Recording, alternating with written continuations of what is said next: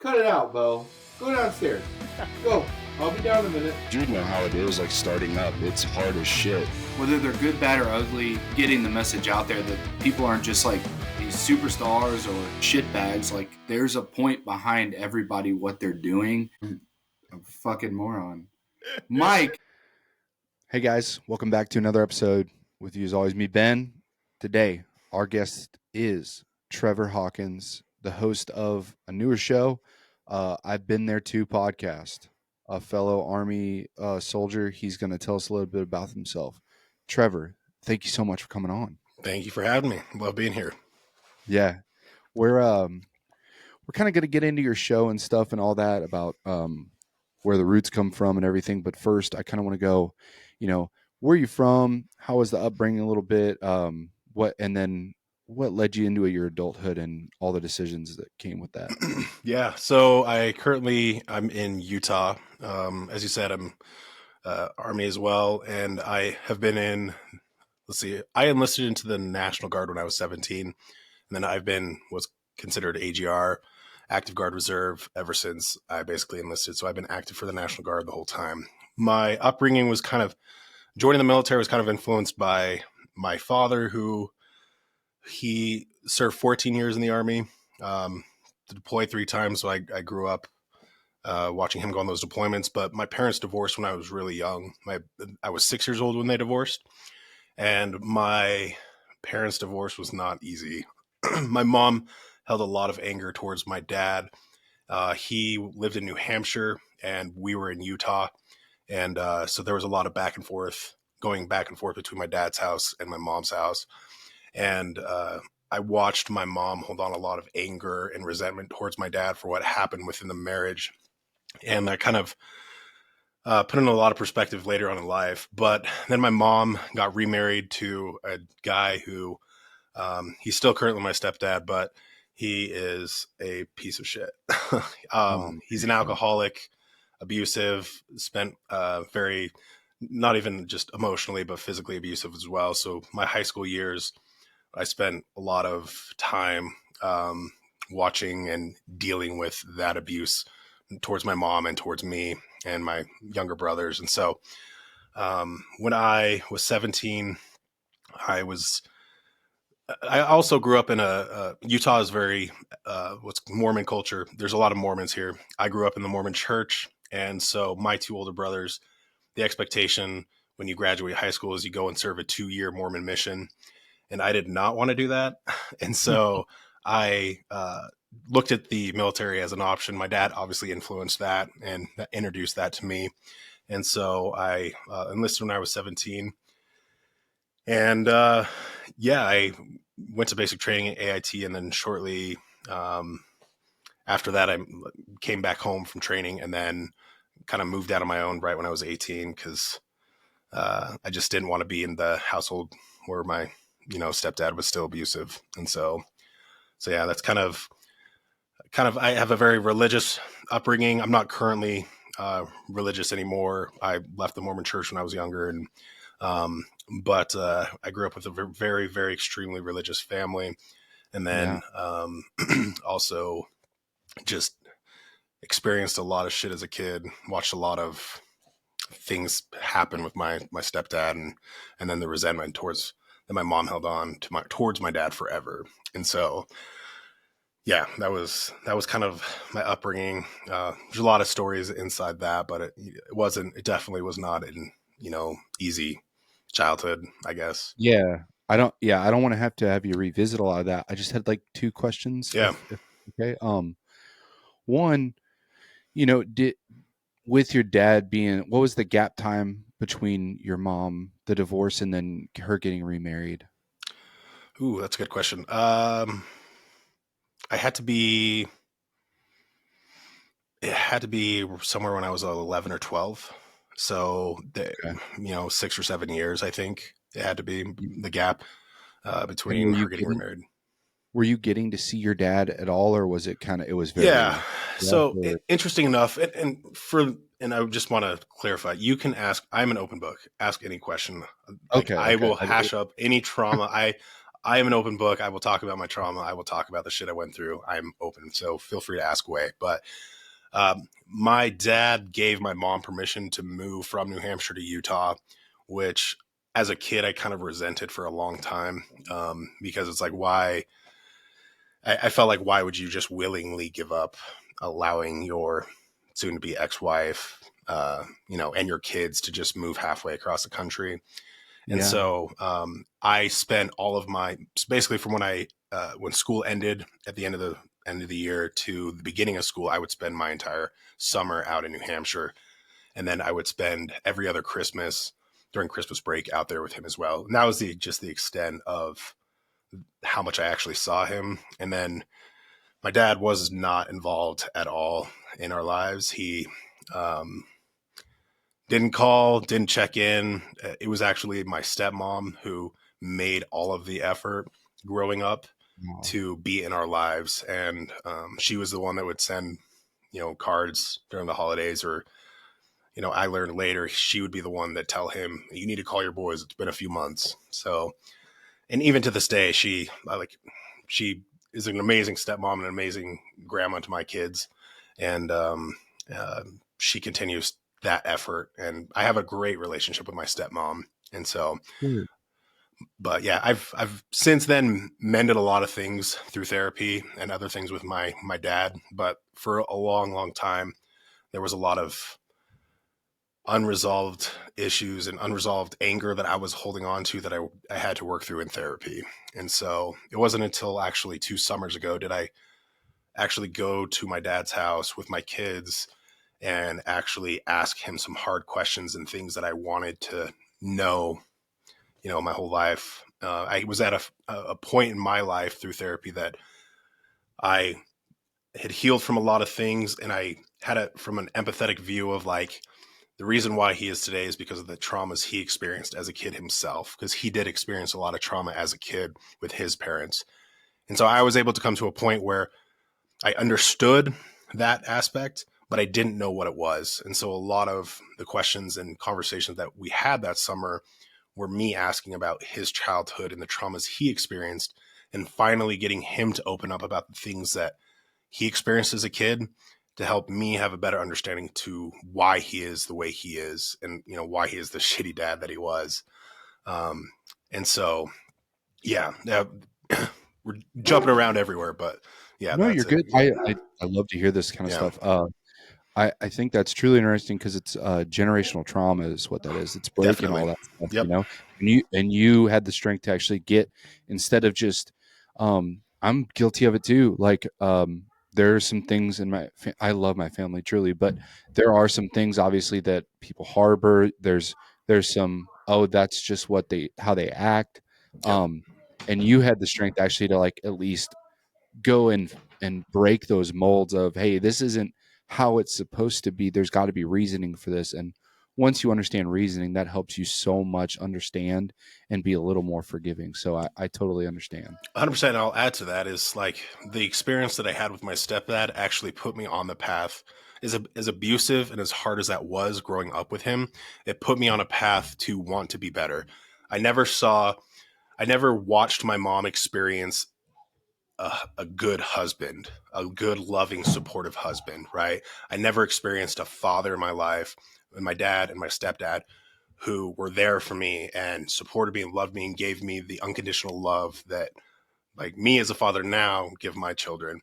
And so early on, like, I knew the things that I knew the father and the husband I didn't want to be through their examples. And that's kind of what set the path for me forward of breaking that generational trauma and stopping that and being the change agent in my life, and stopping that generational trauma was those experiences. So walking through hell is what actually got me to want to break that shit, because I saw that it wasn't going to end unless I stopped it myself. And so Yeah, I agree, and I applaud you for that, man. thank you. The one other thing, and then we'll move past all this. I have, I'll say friends that were also raised Mormon and stuff. And it's a very strong community driven religion, I'd say. Very much They're so. very tight knit, and I just wonder what was the reaction with the church going on when your stepdad was being like this? There was no. Was it kind of just like Oh swept man. under the rug, or was it? So he was a perfect, like, he was one of the best manipulators I've ever met in my life. You know, he would drink himself, like he would blackout drink almost daily. He couldn't hold jobs down because he would show up drunk. My mom is the one that basically supported us financially in her, small salary that she did have. And then he would show up to church on Sundays and act like the perfect person. So, Of course. and so it never, it never, eventually, like, the ecclesiastical leader of the congregation, they're called a bishop. The Yep. bishop eventually did know about the alcoholism, but his guidance to my mom was that she needed to stay and support her husband as he struggled through these things, and be, you know, because she made covenants to God that she would, through, better for worse, that she would stay by his side. And so there was also a lot of anger, and that was actually one of the, not one of the many, many reasons why I left Mormonism, is because I had a lot of anger in that aspect, that I felt like my mom's best interests in that situation were not looked out for, when, it was clearly not a safe, not a safe place for her to be in, or us kids. So Yeah. God, I hate hearing about people that just support, like, enable it, as yeah, opposed to, like, addressing the issue. Again, addressing issues instead of just enabling it and letting it go on and go, oh, we'll get through this and stuff. You just got to stand by it. Like, no, you gotta yeah, take this shit head on. yep, Yeah. yeah. No, I agree. Yeah. We'll get off this. So you get out of high school. You said you joined at 17, right? To Correct. go, Yeah, and you came back, and what kind of played out from there? Were you first yeah. of all, were you pumped for the army? Like, was it, we all joined for different So reasons, but was it? that's, yeah, no. So it's funny enough. That's actually how I landed in the AGR system and got on orders very early on, is because I got home and was like, fuck the National Guard. Like, I want to go active. Like, I did not want, like, I drank the Kool-Aid. I was all about that shit. And so I had he's actually my brother's father-in-law now. He was a warrant officer, um, working full time, and was like, hey, if I can get you on orders in uniform every day, and, if you're still not happy, then we'll release you to go active duty. And I was like, okay, that's fine. And then I learned the benefits of being full time in the Guard and how different that is. And, I stayed here, after that. So that's what I did. I got on orders shortly after I got home. Actually 2 months after I got home, I got back on orders, working specifically for recruiting and retention in the Oh, state of yeah. Utah. And I did that for about 3.5 years before I transitioned to supply. And so, but in that time, I was, let's see, that's kind of where my story really starts. It starts off pretty young. So Hmm. I enlisted. I'll give you a time frame. I enlisted in 2009. Got home from training and everything. Got on orders December of 2009. I was supposed to deploy with the company I was with to Afghanistan, but then a month before they were leaving for pre-mob, I blew out my knee, tore everything in my knee, and I stayed home, which was like devastating. And I look back, and, hindsight 2020, there's probably, I believe in a higher power now. I don't know what that higher power is, but I believe in one now. And in some capacity, I believe that higher power put me on that path because of what my life transitioned to be. So I actually met my ex-wife when I was 19. And we started dating. So we started dating in January of 2011, I believe. And she had a 10-month-old boy at the time. She had been previously married. and she had a 10-month-old boy. And when we started dating, I immediately fell in love with this little boy. And there were a lot of things that in the relationship, I look back now, especially now, I look back and realize that there were major red flags that I ignored.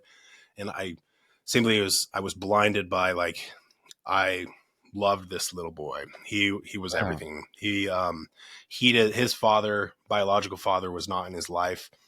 And I kind of took on that role as a dad pretty young and very, very quickly. Like, spoiler, a few years later, I actually had the chance to adopt him, and he's now legally legally mine. And so, but Awesome. yeah, I met my ex-wife, and then about 2 months after we started dating, she became pregnant. And so growing up in the Mormon church, I felt like it was my obligation to kind of step up and be a man and take care of her and take care of this little boy, and kind of take on that just responsibility. And so we moved in really quickly, shortly after dating. And throughout that period, there were, from the very beginning, it was just not a healthy relationship at all. It was very, very toxic. I look back and just realize that I have perspective now to realize that I really just stayed in the relationship for my son. And then she was pregnant as well. And so we actually had she had a lot of complications during the pregnancy. And she eventually went into labor at 28 weeks digestion with our son, which 12 weeks early. And my little boy, his name's Princeton. Because he was born so early, they had to put a breathing tube in his throat and put him on oxygen. And for the first 24 hours, he was doing really, really well. And so they decided to take the breathing tube out of his throat. And in the process, it caused a laceration from the pressure of the tube. It caused a laceration under his uvula.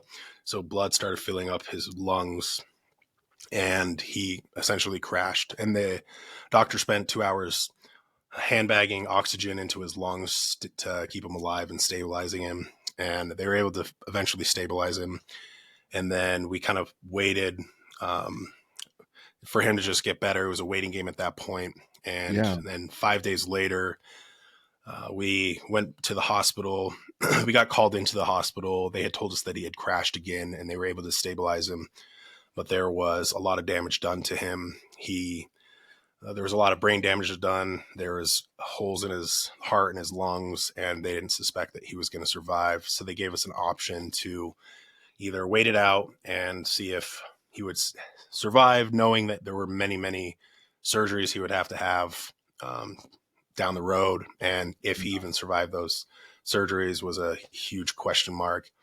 Or they gave us the option to take him off life support and pass away naturally and hold him for the first time. And so we decided to take him off life support and hold him for the first time. And then he passed away. So that child, Princeton, he lived for 5.5 days. And that kind of shaped that did influence a lot of things in my life. And it put a lot of things in perspective for me.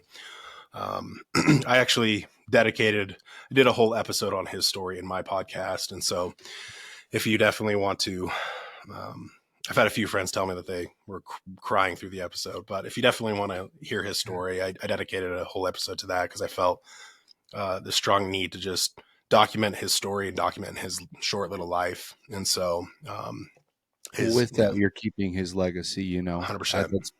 I'm so sorry, but I'm glad you're able to.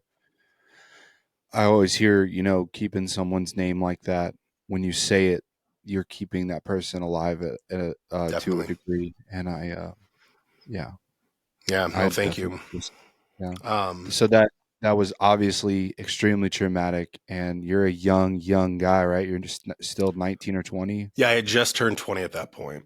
And so 20 years old. And it was just one of those moments in life where you could either let it tear you down and let the trauma tear you down, or you could rise above it and allow, become a better person and learn from that experience, right? Those are basically the two options. And that's what I've decided life is all about. Like, no matter what we face and whatever we do, you have two options. You can become the victim and let it destroy you, or you can rise above it and grow and become a better human being, right? Those are your two options you have.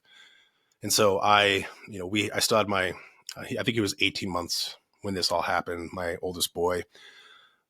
My ex-wife was crushed, obviously, and someone had to still take care of our son. And so that is essentially what kept me going. So I put off a lot of that trauma. I didn't really mourn, or, I shoved that trauma down and really didn't mourn or process any of those emotions for a really long time, because I had to be the strong one. I was the male.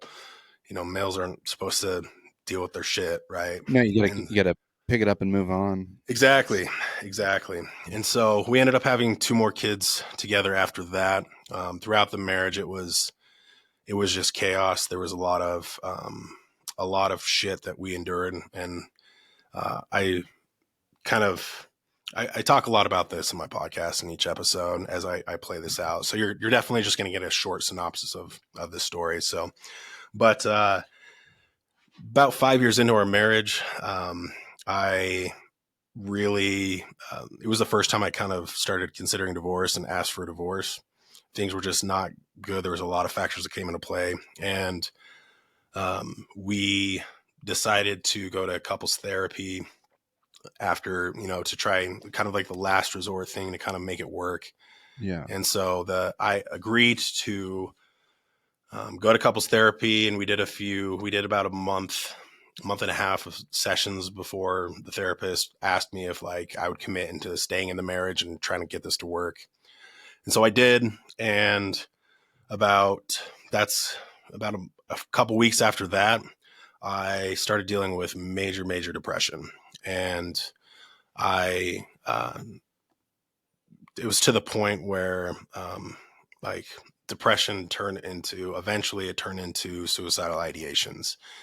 And so I'll give you a time frame. This was about 2016. Yeah. So 2016, I started, for about a month, I was dealing with suicidal ideations where every day, every moment of the day, I was thinking of killing myself.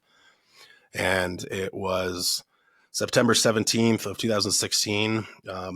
I made my first attempt at suicide. I tried to overdose on a prescription medication that I was prescribed to me. And I remember taking the medication and not expecting to wake up. And then the next morning I did wake up. And so the first thing I kind of realized is I needed help, and I was not in a safe place. And so I checked myself into the hospital and spent about a week in the hospital. It's the crazy thing about the psych ward is people think that there's really just one purpose of a mental health institution, and that's to keep the individual safe from themselves or others. And so it's not like you do a lot there. I met with the therapist once every day, but the real work towards myself really happened afterwards.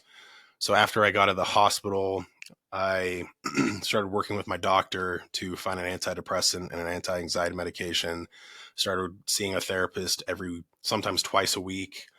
I was meeting with the behavioral health program within the Army as well. Obviously, with the suicide attempt, they had to determine if I was still mentally able to serve and continue to serve. And so I, at that point, was put on a behavioral health profile, and just really, really worked my ass off into therapy and working with my doctor, and it took me a long time to find an antidepressant that actually worked. And that was a very, very frustrating process. I probably tried over 10 different antidepressants before I found the one that actually I found worked. And so, I spent those next few months just trying to survive, and I'll talk about my marriage at that point too. Nothing really changed in my marriage. It was like after I agreed to stay in the marriage, it like all the changes that I said, like, hey, like these things need to change for me to stay in the marriage. Like there was a lot of unhealthy tendencies. There was a lot of toxic things going on, a lot of emotional abuse and verbal abuse happening from my ex-wife. And so that lasted about a month before everything kind of reverted back to its old ways. And I think that played a role into why my depression got so bad. I really just felt like I was stuck in a situation that I couldn't get out of. And so, Trevor, I apologize. I heard you tried taking your own life. What kind of transpired from there? Because I want uh, you. What transpired after that? yeah, so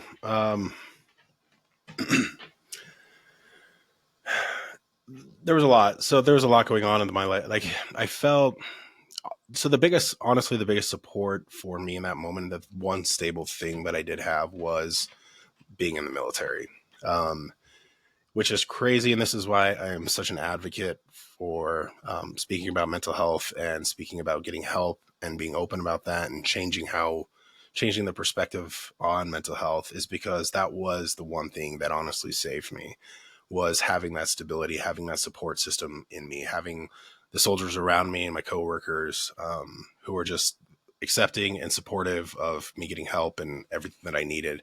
A lot of them understood what I was going through at home. And so there was a lot of understanding in that aspect. And so that was like the one thing that I'm very, very grateful for, is the Army behind me, which it's crazy because I hear a lot of people, and I've heard of people being removed and being separated because of this.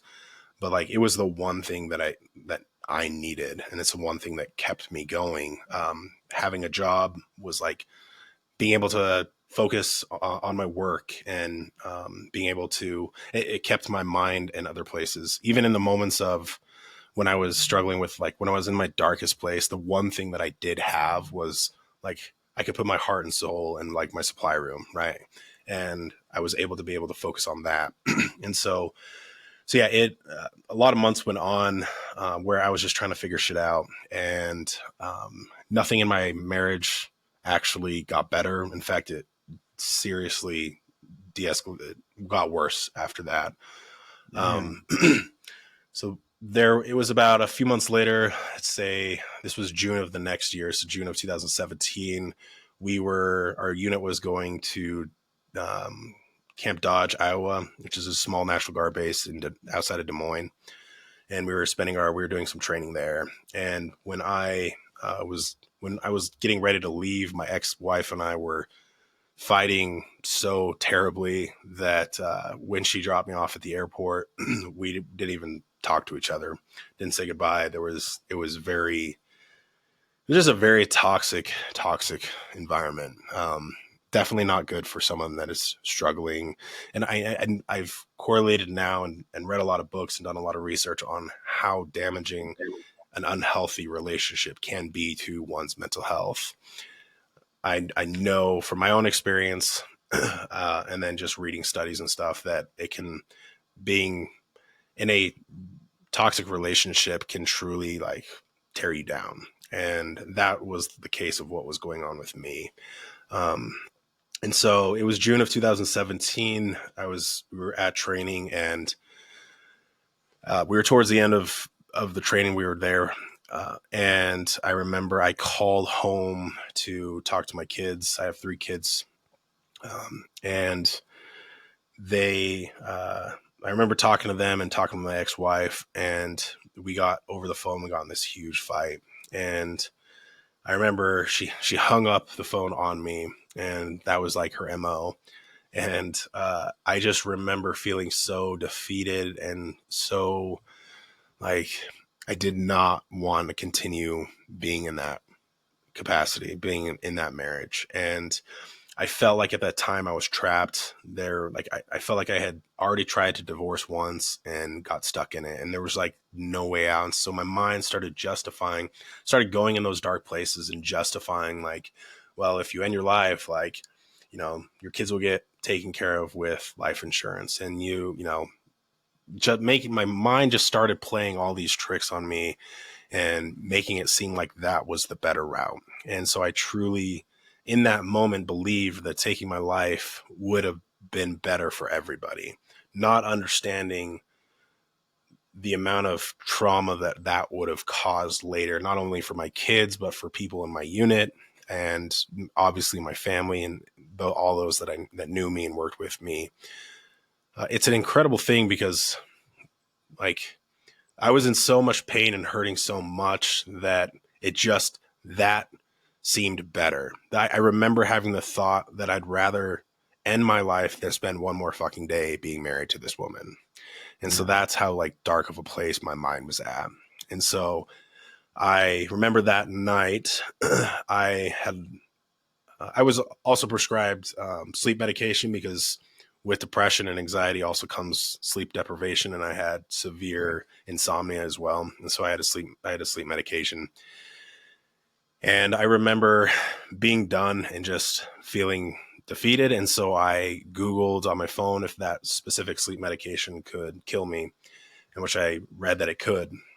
And it wouldn't actually, like, you wouldn't die from the drug itself, but you would stop breathing in the night because your oxygen levels would become so shallow, you would asphyxiate and die. And so I remember I had looked that up and then walked over to some friends, fellow NCOs who were kind of making plans to go out that night. And they, invited me to go with them. And I really was just like, no, I'm good. I'm just going to stay back. And she was my S4 NCO actually, in my battalion. I remember she looked at me and she's like, "Are you okay? Like, you don't seem okay." And I was like, no, I'm fine. Like, don't worry about me. The reality is, like, I was not okay. I had already made a plan to commit suicide. I didn't have the courage in that moment to be like, no, I'm not okay. I just made a plan to kill myself and I need help. And I now look back and think and know that it takes, for someone struggling in that capacity, it takes just as much courage to say that you need help than it does, being in a firefight. And that's how I really truly believe, because it is a really, really hard thing for people to put shame aside and put all that shit aside and just admit that you need help. So that's one of my biggest regrets in my whole story, is in that moment when someone came to me and asked if I was okay, I did not have the courage to tell them I was not. And that's what I preach today, even with my soldiers and with anyone that I talk to now. Like, if you are struggling, please, there is no shame in reaching out for help. There is no shame in saying that you are not okay, because by doing that, by telling someone that you are not okay, that can potentially save your life.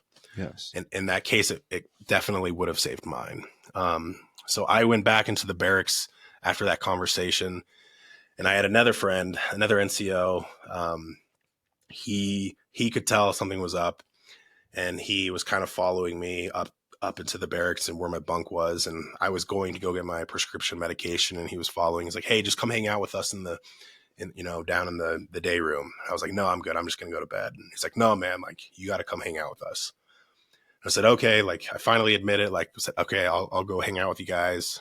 And so I just give me a second. I went and grabbed my prescription bottle, went around the corner to a drinking fountain, dumped the whole bottle in my mouth, took a swig real quick of water right as he was coming around the corner. And I took all my medication.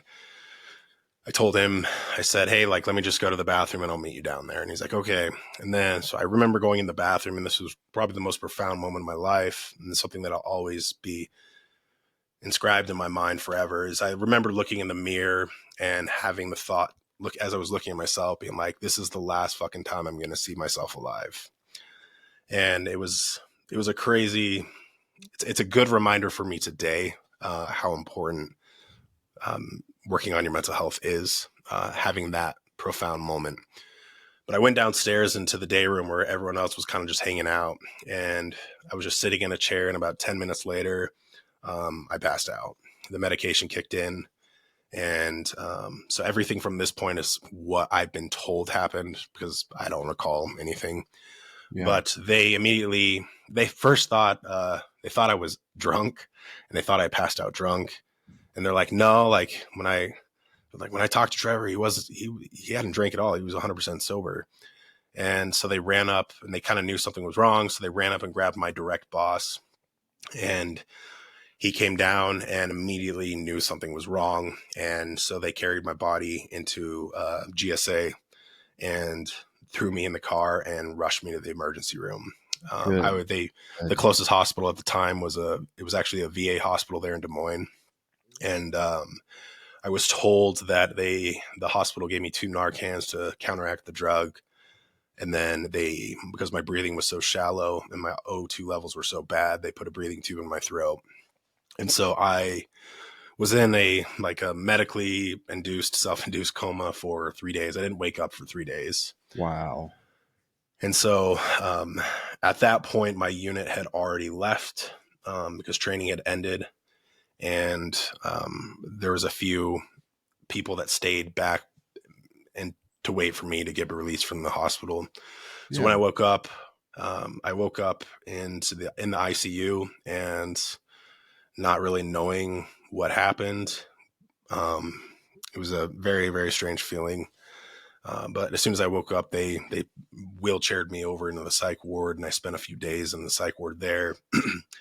And then my command was able to come up with an agreement with the hospital staff that after about 4 days there, that they would accompany me on the airplane back to Salt Lake City, and that I would check myself or I'd get evaluated by the Salt Lake City VA and determine if I was still a threat to myself at that moment. If I was, they would admit me to the hospital there, just so I could be closer to family, and so they could see me and stuff. And so that happened. I went into the Salt Lake City VA. They didn't deem me a threat to myself at that time. And so I went home, and that's when things really, really got bad between my ex-wife and I. I remember when I talked to her on the phone when I was in the hospital, she was like, I can't believe you did this to me. I can't believe you did this again to me. Oh my gosh. And was playing she was angry at me for that. And that was a very eye-opening experience for me. And that really showed me a lot. But that was my second attempt. And at that point, I was very nervous that the military was going to remove me. I basically begged to my command team, my battalion commander, and a few other in my brigade, basically I need the military. I need to be in here. So I started working with the behavioral health specialist and in the military. And I was sitting down with him for the first time since it was the same person that I worked with before. And so he was kind of familiar with my situation. I told him what had happened and what had happened with my ex-wife previously. And he actually made a comment to me. He's like, it really sounds like you need to get a divorce. And that was the first time for me, someone had really given me permission to get divorced. And, I had made a commitment to myself that no matter how bad that shit got, I went through a divorce. I was a kid of divorced parents, and I didn't want to put my kids through that as well. And so that's what made me commit so much to staying with it in that marriage was I didn't want to quit. I didn't want to give up. And so I didn't want to put my kids through what I went through. And, but that was the first moment of shit, maybe that is something I should consider. And I started working with my therapist, and I came to the conclusion that I knew that if I stayed in that marriage, that it was only a matter of time before I would attempt a third time. And I knew myself, and I had already knew my thought process, and I knew that I was going to make sure that I was successful. I wasn't going to fail a second time. And so that scared the fuck out of me. And one of the biggest things is I wanted my kids to have a dad in their life. There's a statistic that I eventually read that 70% or kids that experience a parent that commits suicide are 70% more likely to commit suicide themselves. And I did not want to bring that statistic onto my kids. I did not want to give that to them. There was so much that I wanted for them. And so I started working with my therapist on preparing for divorce and working to through that whole process. I knew it wasn't going to be an easy process. And eventually, a few months later, I told my ex-wife that I was like, hey, like, we need a divorce. We're going to get a divorce. And so that kind of, it was the moment I moved out of our home was the moment I knew that that was the best decision I ever made for myself, because it was like 1,000,000 pounds was lifted off my shoulder being out of that toxic environment.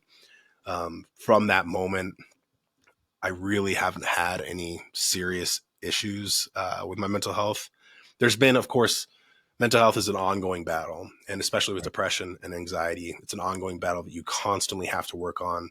It's just like your physical health, and you're like with PT, if you neglect it for so long, there's going to be issues that come later. You're going to start getting fat. You're starting out of shape. Your cardiovascular endurance isn't going to be, as strong as it once was.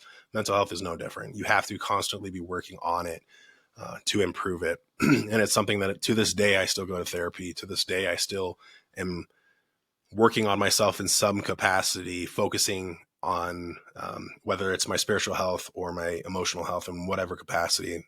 It's still a priority to me. And so I will kind of transition to like how why I became so open and about this experience. About 2 months before I got a divorce, about 2 months after my suicide attempt, I had to go to SLC. I was at Fort Lee, Virginia. Oh my gosh, you still went after? I still went. So the reason why I went is because it was so backlogged. It was so hard at that time for 92 Yankees to get into their NCOES. Yeah. And so some people, I think I waited 1.5 years to get a school date and to actually go to school. And I just didn't want to give up that opportunity. Crazy, I know, but it actually, like, it was one of the greatest things that I needed. And what happened at that projected me on a path to who I am today. And so it was the first day. We were sitting down with our class, and they were giving briefings on all the, things available to us while we're on Fort Lee, who to call, if you're in a crisis and things like that. The chaplain was actually in the front, and he was just giving his spiel about, if you're struggling, he's here to help. And, I'm pretty sure probably everybody ignores that aspect, or, I know at least I was. I had never really taken it seriously up until that point. But at that moment, though, I just felt this strong urge to be like, to stand up and be like, hey, like, so I did. I stood up and said, I just wanted to provide some insight. About 2 months ago, I attempted suicide. The reason why I'm still alive today is because of soldiers in my unit recognized that there was a problem and rushed me to the emergency room, and they saved my life. I would not be here today if it weren't for those soldiers' quick response, realizing something was wrong and getting me help that I needed. I said, but my biggest regret in all of that is that I did not reach out for help. There was a moment where I could have told someone, because they asked me, I could have told someone that I was not okay and that I was suicidal, and I didn't do that. And that's my biggest regret. So my advice to all of you today is, if you are struggling, no matter what that struggle is, please reach out for help. Talk to somebody. It'll be the best decision that you've ever made for yourself. And so I sat down and feeling super insecure in that moment, like, holy shit, why did I just share that with a room full of people that I just met, a bunch of other NCOs that I didn't know anybody there. And midway through the course, they do your mid-course counseling. And one of the instructor that gave me the counseling, went through the counseling. He's like, on another note, he's like, I wanted to let you know, it's like, I really appreciate what you said at the beginning of this course. He said, I want you to know that there was 3 soldiers that day. Because of what you said, they reached out to the chaplain that day and said that they were inspired by your words to reach out for help because they were dealing with some serious shit in their personal life as well. And he's like, they reached out because of you felt the courage to stand up and share your story and say what you said. And from that moment, I fucking knew that there was like, I could not share my story. That me being open, raw, and vulnerable about my experience and that what I went through, especially within the military community, will seriously help people. And there's not a moment, I committed to myself, there's not a moment that I wouldn't be open and willing to stand up and share my story if the time came or if the opportunity arose, because people will learn from you and people will see your courage and your strength in standing up in front of them and saying like, hey, I fucking struggled. Like, I attempted suicide twice, and, you know, I'm getting the help that I need, and it's okay to do that. And so from that moment, that shaped everything in me. How I even just lead with my soldiers, even how I do my initial counselings with my soldiers that come in. One of the first things I tell them is like, you have my number at any time. Like, you call me anytime, day or night. Doesn't matter what the fuck it is. I will be there for you. If you need someone to listen to or talk to, I will be that listening ear. And you need to know that, like, there's no judgment. I will come with empathy. And there have been many, many moments where that has exactly happened. And it's helped. I've seen a lot of soldiers who have come to me that that were open and raw about what they were going through, and it helped them out of some. I interviewed one of my soldiers actually in my podcast. It's actually my first interview. He was dealing with suicidal ideations, and I was actually on my way to drop off my warrant officer packet that I was going to submit. He called me and said, "Hey, are you in the office?" And I said, "No, I'm on my way to Treavor headquarters. What's up?" And he's like, I needed to come talk to you about something. I was like, "Are you all right?" And he's like, "No, I needed to talk to you." I was like, "Okay, I'm turning around right now, and I'll meet you in my office." And we sat and talked there for like 3 or 4 hours. And he told me what was going. He was living in his car. He was, really, really struggling. And but he told me, because of that initial counseling and just the way I create the environment of an open, how I talk about my story and how open I am and willing I am to share my story, like, it gave him enough courage to come to me and open up about what he was going through. And we were able to get him help, and we were able to get him out of his car. And, and so there's been a lot of moments in my life where I feel very grateful that I went through that experience, because now I have a mission to help others and use, like I said in the beginning of the podcast, I'm using this experience for better and to help other humans and to, change the world and be that example of, an empathic leader is, in my opinion, the best type of leader that you can be, because that'll create the most trust within your soldiers or within your friends. And they will be willing to come to you more than anyone else when they do struggle. And I've seen that in the 16 years. Well, I guess not all 16 years, but, I've seen that significantly in my life actually work. And so that's kind of the path that set me forward. And last year, I just really was like, I really want to start a podcast. I really, feel like I have a lot I can share. And I really wanted to reach a wider community outside of just, my unit. And so that's really what inspired me to start my own podcast, to share my story, not just share my story, but also highlight other people's stories as well, because I'm not the only one that's struggled in this world. There's a lot of people that have struggled, and we've all gone through shit. We've all gone through hell, and everyone's hell is valid and everyone's shit is valid. And, I think it's important to create a community around that. Like, we all struggle, and it's okay to get help, and it's okay to struggle. We're all going to do it. It's part of the human experience.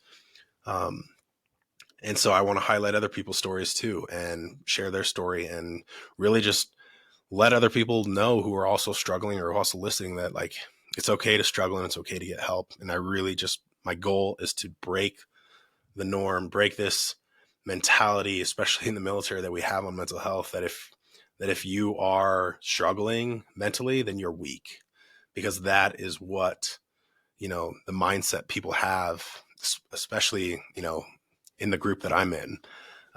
You cannot be perceived as weak. And in fact, it's quite the opposite. If you are willing to speak up and be self-aware enough that you do need help, like that takes a lot of courage and that takes a lot of strength to actually get the help and do the work that you need to get better, because it's a lot of work. It's a lot more work than if you were to break a bone and just throw a cast on it and it'll overheal. Like, no, like, a lot of work, there's a lot of therapy, there's medication, there's a lot of things that you need to do. And so the last 7 years of my life, I've really focused on bettering myself and helping other people. In that process, I got remarried and met my wife, who I'm married to now. And, I call my first marriage my practice marriage. It was actually my first sergeant actually he called it that first. So I'll give him the credit. He called his first marriage a practice marriage. And I'm like, I'm stealing that shit. That is great. First perfect thing right there. Yeah. That's Yeah. fun.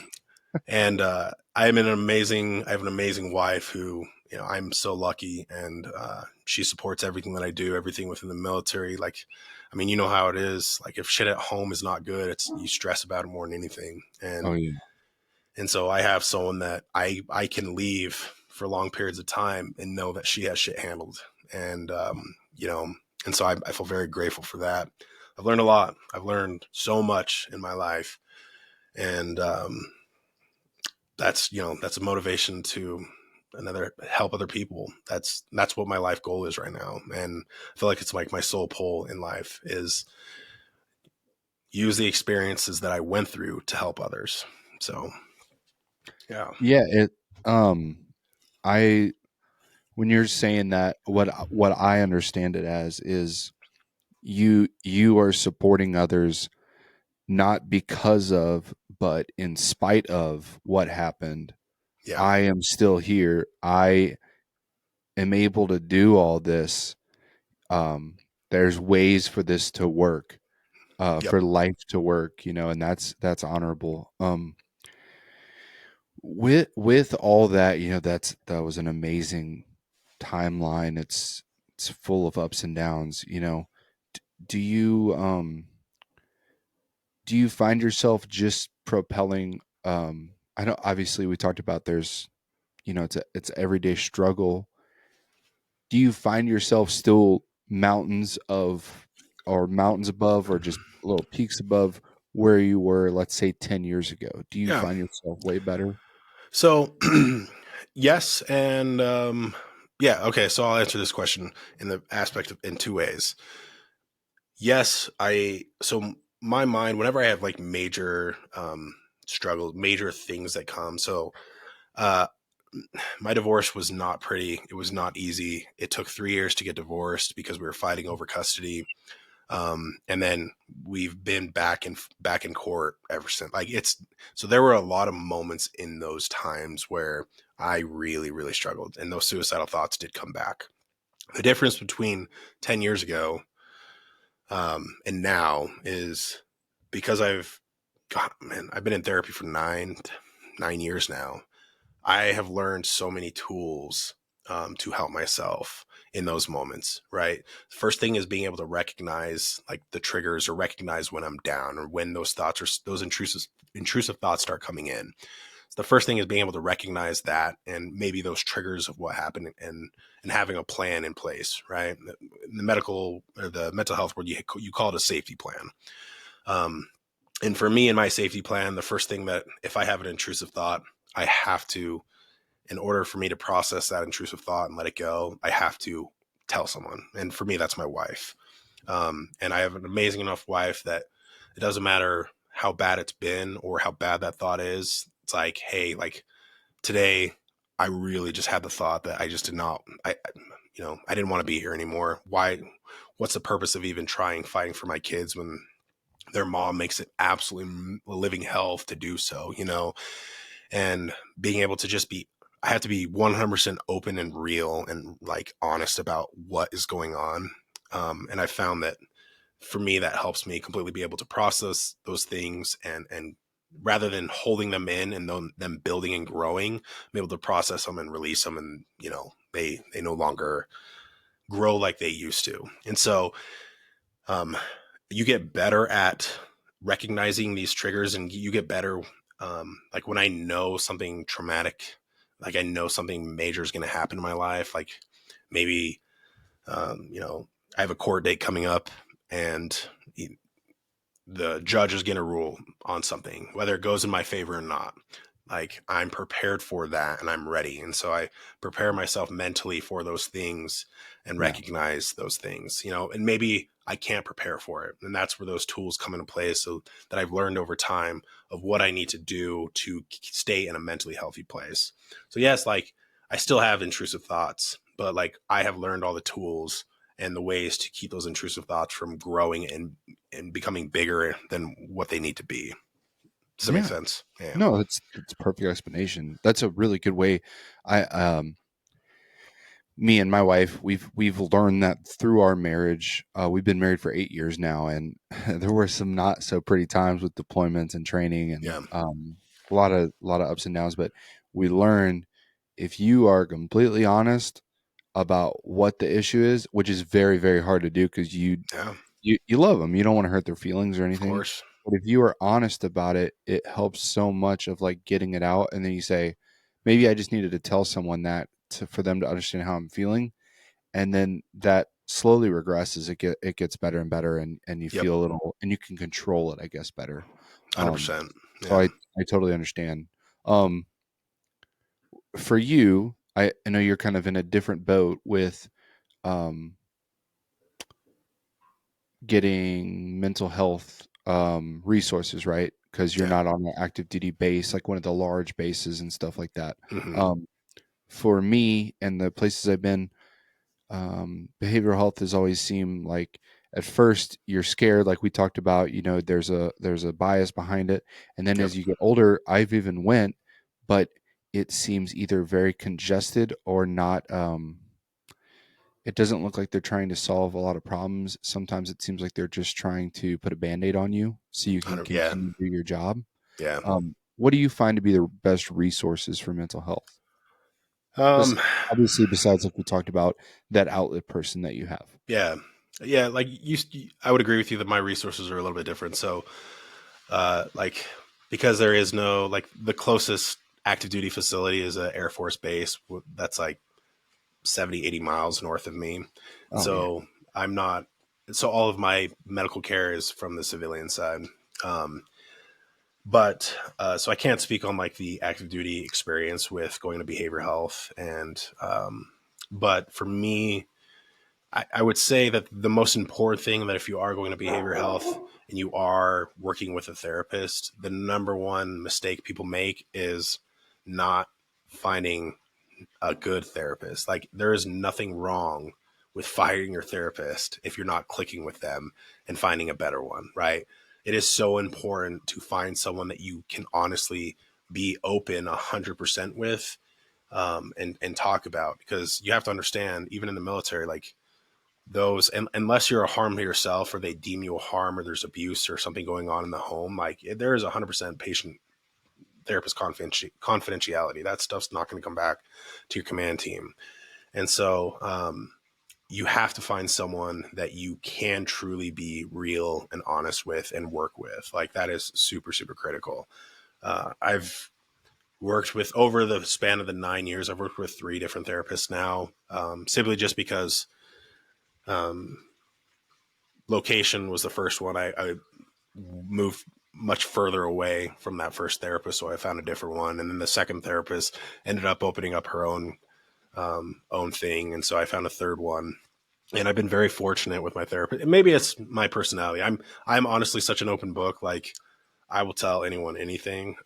I don't care. Like it's like shit. Like what are you gonna judge me? Like I've attempted suicide like twice. Like what are you gonna judge me? You know, like I don't give a shit. Like you know, like but I would say that's one of the biggest things. The second thing is also doing things for yourself, finding ways at home that are like, we'll call it self-care, right? Self-care. And for me, I competitive bodybuild I've been doing it since 2014. And so for me, getting back into the gym and getting back into bodybuilding was that self-care for me. and because it gives me so much drive and goals and purpose outside of like being a father, the military duties and responsibilities. And so for me, that was such a huge part of my mental health was being able to, focus on self-care and finding things that I love, specific just for me. I mean, bodybuilding is one of the most selfish sports you could ever do because like your sleep has to be perfect. Your meals, you're eating on a specific schedule every day. Like you can't go out to eat all the time. So it's like, sorry kids, I don't know, can't get McDonald's because I gotta, over the time I learned like I would bring my fucking Tupperware in McDonald's. They would buy McDonald's and I would eat my meals, Yeah. But I would say like self-care and finding things like a hobby, something that you enjoy for yourself, something that you can do for yourself every day or, every week or something. That is also like one of the most important things that you can do for yourself and your mental health is you have to prioritize yourself. You cannot neglect yourself because even as a father, or a leader or whatever it may be, like if you're not prioritizing yourself and you're neglecting whatever, then you cannot show up for everybody else. You cannot be 100% your best if you're not prioritizing those things. So that's another major thing that I definitely realized that I was neglecting was I was doing everything for everybody else. I was doing everything for my kids. I was doing everything for my ex-wife. I mean, I even picked up a second job on the weekends when we were on pass. Just so my ex-wife could stay home with the kids. I mean, you know how great we get paid. It's Oh yeah. yeah. it's it's great. But and especially you have kids, you got to pay them bills, you got to feed their groceries, So yeah, I just neglected myself for such a long time that everything just built up over time before I finally hit my breaking point, and so that's something now that I've found, like even it's meditating. I've recently started meditating every day. I do yoga once a week. I started doing contrast therapy, so like cold plunging and sauna. I just do these things for myself. Like they also have physical benefits too, but I also love doing them, right? And so you have to find things that are hobbies, or maybe it's not a hobby, but things that it could be a hobby. It could be just like painting. Like my wife, she's not creative at all by any means, but she buys these little like painting easel things that have the lines on it and the color, like follow. Yeah, she loves doing it, but that's her, like that's her time where she's able to disconnect from the kids and just give herself 20 minutes every day, and so that's the other thing is making sure that you prioritize yourself, and your health in all aspects. So yeah, I completely agree, because that's like part of the podcast that why I did this is like it's very therapeutic for me to hear other people's stories, to talk a little bit, especially to engage in conversation with strangers that I never met and stuff, and hear these different things, and this is a whole rabbit hole of you can dive down, and like the podcast world, you can dive down it, and you can kind of spend too much you can. but it is very therapeutic, so I get that. And especially meditation and working out, even just like like you said, contrast therapy, like that type of stuff, but like even just going to the gym for 30 minutes a day, getting something to where your mind is not on where is my birth certificate at, where we got the bills keep going up every month, how do we get through this, just a little gap to give yourself a breather is critical. And also the other part you mentioned about therapist, truly that's a great mark for it. For active, obviously you can go to BH, or the ones I found, you can go to Military One Source, and they'll give you a free year of sessions, as well as if you go on BetterHelp, I'm not a sponsor or anything, but they it was like you put in your military and that you get paid this much, and they'll work with you on payments that it's very, very affordable. And I found through that, not only was I more open, because I'm like, They're not affiliated with the military, so Yep. there's not even a thought of that. And secondly, like you can just change your provider because it's Yep. all FaceTime calls and stuff. So I highly agree with that. This is all solid stuff, Trevor. Like you're Thank you're you. making all the right marks. I think their show is something that's going to be eventually it's going to be very big, probably because your message is universal, especially to military, but universal in general of Yeah. coming through that struggle of common issues that the everyday man or woman faces, and you're trying to 100%. you're trying to like, hey, this shit is okay. Like quit. Let's all quit pretending that it's an unspoken. Like just get away from it. No, it has Yeah. to be talked about, and I love that. My doctor, when I first met with him after my first attempt, he actually was just like, you need to think of it in this way. He said, you need to think of it like, why do we not take our mental health as serious as our physical health? It's like, if you get sick or you break a bone, what do? You go to the doctor. Like if you need a serious antibiotic, you break a bone, you go to the doctor, you get a cast. You know, you do an annual check-in. Well, you should do an annual check-in with your doctor, right? He's like, but like people do not take their mental health the same seriousness as their physical health. It's like, even if you were to just see a therapist once a quarter, just so you had somebody to talk to like, someone that's not associated in your life, that has no ties to anything, you could just vent about anything, And so he's like, that is what we as humans fail at doing, is taking our mental health so serious. And I was like, that makes complete sense. Like,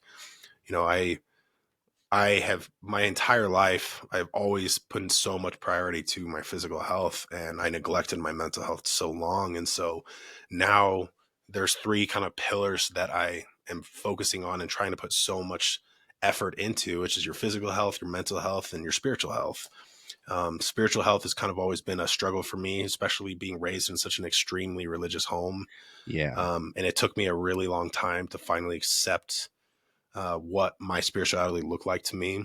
And I always kind of, the Army always puts emphasis on your spiritual health and putting importance on that. But I was just so turned off from my upbringing in the Mormon church and being raised in an extremely religious home, that it was only until last year did I really find my spiritual health, which is honestly like projected me healing in so many ways. And so, yeah, that's kind of like, if you can focus on those three things in your life, if you're struggling, like your mental health, your physical health, and your spiritual health, they all will coincide with one another. They'll all kind of, if you're putting effort in those three things and trying to improve yourself in those three things, they all kind of work together to overall like heal and grow and help you. And so that's why they're pillars, man. That's why they're pillars. They're gonna hold you up. That's right. Exactly. I want to end it on that, because you showed us where you're from. You showed us your story. You showed us why you're doing it, and I can't wait. I'm gonna hop over to it, and I'm sure the listeners will. Can you let everyone know where they can find your stuff at? Yeah. I've been there too, is on Spotify, Apple Podcasts, Podbean, and Amazon Music. You can also, I'm not as great as on my social media as I'd like to be, but I've been there too. I've been there too _podcast on Instagram. I try to post on there, but I have all the links to the podcasts on the Instagram page. But that's where you can find the podcast, or where you can get a hold of me. I mean, that's how we got a hold of one another. So yeah. I'll have the social also, and the link tree, or however we want to post, but I'll have it down there. And yeah, I hope everybody takes a listen to Treavor, because from what I heard, this was a story of triumph. So Treavor, thank you so much for coming on here. Thank you for having me. I really appreciate it. So yeah. All right. Thank you guys for listening. Tune in next time. Take care. Bye.